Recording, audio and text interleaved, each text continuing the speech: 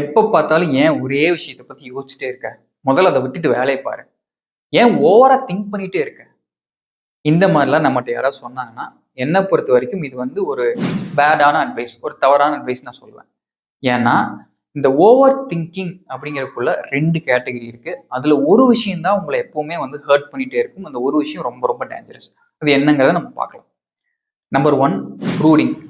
இந்த ப்ரூடிங்ன்னு என்னன்னு கேட்டீங்கன்னா, பாஸ்ட்ல நீங்க ஏதோ ஒரு மிஸ்டேக் பண்ணியிருப்பீங்க. இல்லைன்னா உங்களுக்கு அது ஒரு மிஸ்டேக்கா தோணிட்டு இருக்கும்.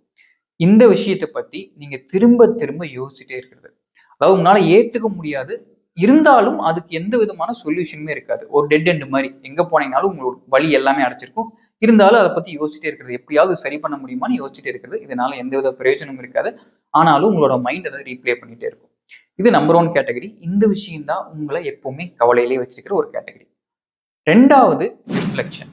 அதாவது நடந்த விஷயத்த பத்தி எக்ஸாக்ட்டா நீங்க பிரதிபலிக்கிறது. அதாவது நடந்த விஷயத்த எக்ஸாக்ட்டா பார்த்து உங்க மைண்ட்ல ரீப்ளே பண்ண விட்டு, எப்படியாவது இதுல நம்ம ஏதாவது சரி பண்ணிற முடியுமா? ஏதாவது ஒரு சொல்யூஷன கொண்டு வர முடியுமான்னு சொல்லிட்டு ஒரு ப்ரொடக்டிவா யோசிக்கிறது. இதனால எந்த தவறும் கிடையாது. நீங்க ஏதாவது இத நீங்க தொடர்ந்து யோசிக்கிறப்ப ஏதோ ஒரு வழி உங்களுக்கு கிடைக்கலாம்.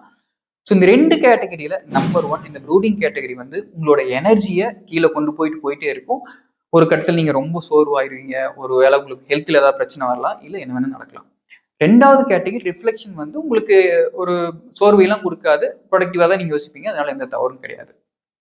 உங்ககிட்ட ஒரே ஒரு கொஸ்டின் தான் நான் கேட்பேன்.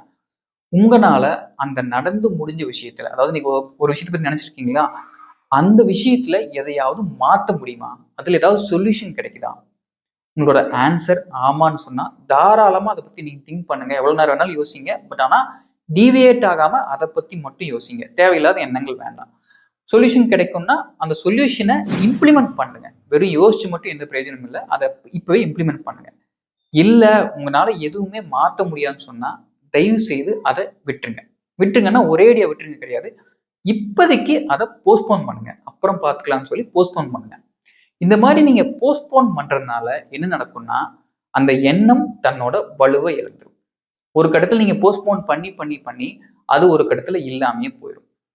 இப்ப நான் சொல்ற சொல்யூஷன் ரொம்ப ரொம்ப சிம்பிளா இருக்கலாம். ஆனா நெக்ஸ்ட் டைம் உங்களுக்கு இந்த ஓவர் திங்கிங் அதாவது நீங்க வேண்டான்னு நெனைக்கிற எண்ணம் திரும்பி வர்றப்போ, இந்த ஒரு விஷயத்த இம்ப்ளிமெண்ட் பண்ணி பாருங்க. கண்டிப்பா இந்த ஓவர் திங்கிங்க உங்களால ஸ்லோவா ஓவர் கம் பண்ண முடியும். 1/2 மணி நேரம் நான் பேசினாலும் ஒரே ஒரு சொல்யூஷன் ஒரு 5 நிமிஷத்துல தான் இருக்கும். ஸோ அதனால ஒரு விஷயத்த எஃபெக்டிவா இம்ப்ளிமெண்ட் பண்ணீங்கன்னா, நிச்சயமா இந்த விஷயத்த ஓவர் கம் பண்ண முடியும். அடுத்த வீடியோல இந்த ரூமினேஷனும், கவலையும் எப்படி ஒண்ணோட ஒண்ணு மிக்ஸ் ஆயிருக்கு அப்படிங்கிறத பார்க்கலாம். ஸோ இது ஓவர் திங்கிங் சீரிஸ்ல 2ண்ட் வீடியோ. அடுத்த வீடியோ மீட் பண்றேன். Until then signing off. See you. MK.